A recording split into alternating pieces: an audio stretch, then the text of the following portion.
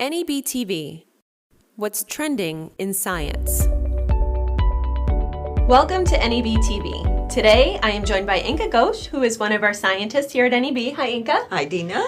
And we are talking about our tech support program. In our Science in 60, Inka will give us an overview of NEB's tech support program. Then we'll go behind the scenes and talk to some NEB scientists and get some more on their thoughts and perspectives about tech support.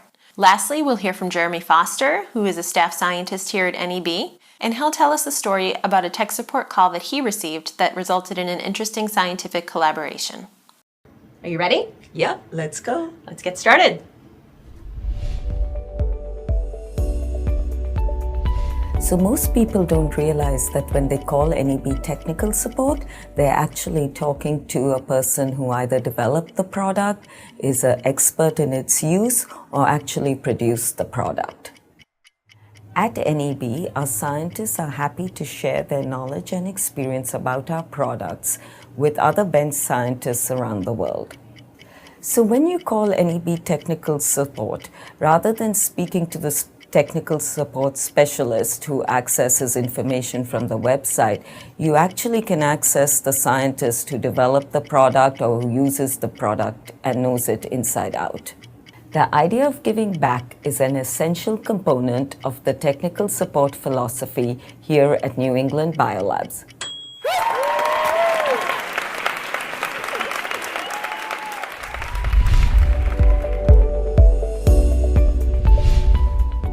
I think our technical support is unique, and what it means to me is that people who are using our products, people who are doing molecular biology, have access to scientists who have worked with these products day in and day out.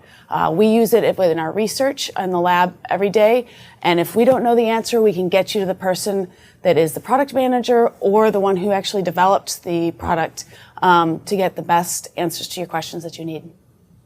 To me, NEB technical support means that we're just part of a greater scientific community, and we're doing our part by helping researchers move their progress forward by answering any questions they may have about their research.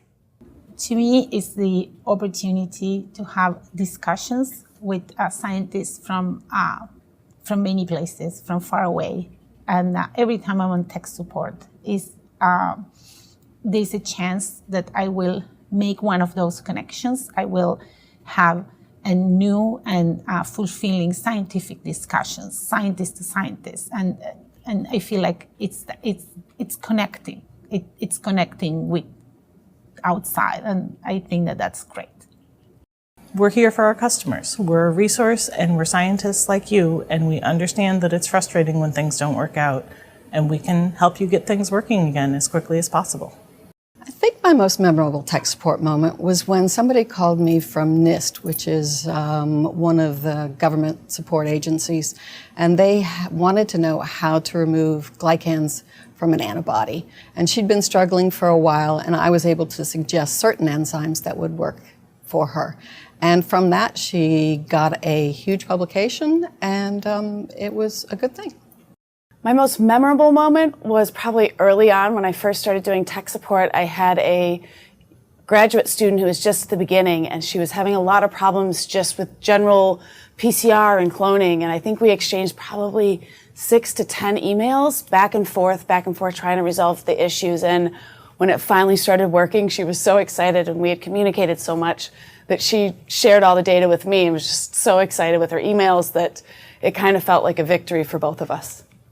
My most memorable tech support moments probably come from when I get calls involving products I've actually developed myself.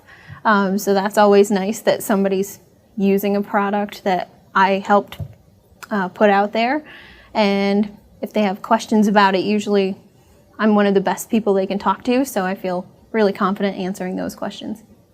We use technical support to further our research by hearing from people who use our products. We think we launched the enzymes with applications in mind, but by directly engaging with people doing new things or trying them in unexpected ways, we can develop better versions for the future or really come up with the tools that people want.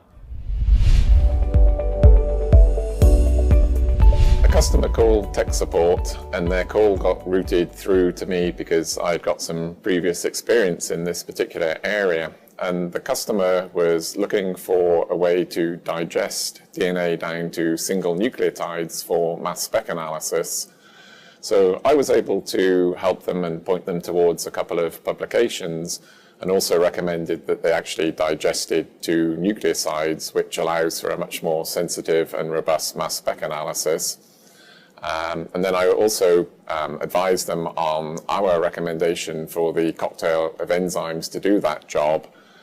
They were quite happy with this recommendation, and when they realized that we actually had previous experience in this area, together with the necessary enzymology and the state-of-the-art mass spec instrumentation, they actually invited us to join them in a collaboration. And this turned out to be very interesting and fruitful, because our collaborator had actually engineered E. coli to be able to take up nucleotide triphosphates of unnatural bases, which E. coli could then incorporate into its DNA during replication within the cell. So our mass spec analysis actually provided definitive proof that the unnatural bases were incorporated into the DNA. And this actually led to an interesting publication in the journal Nature, reporting the first semi-synthetic organism with an expanded genetic alphabet that went beyond the normal A, G, C, and T bases.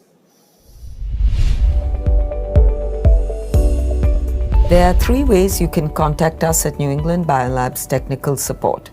By phone at 1-800-NEB Labs, by sending an email to info@neb.com, or you can use the technical support form on our website.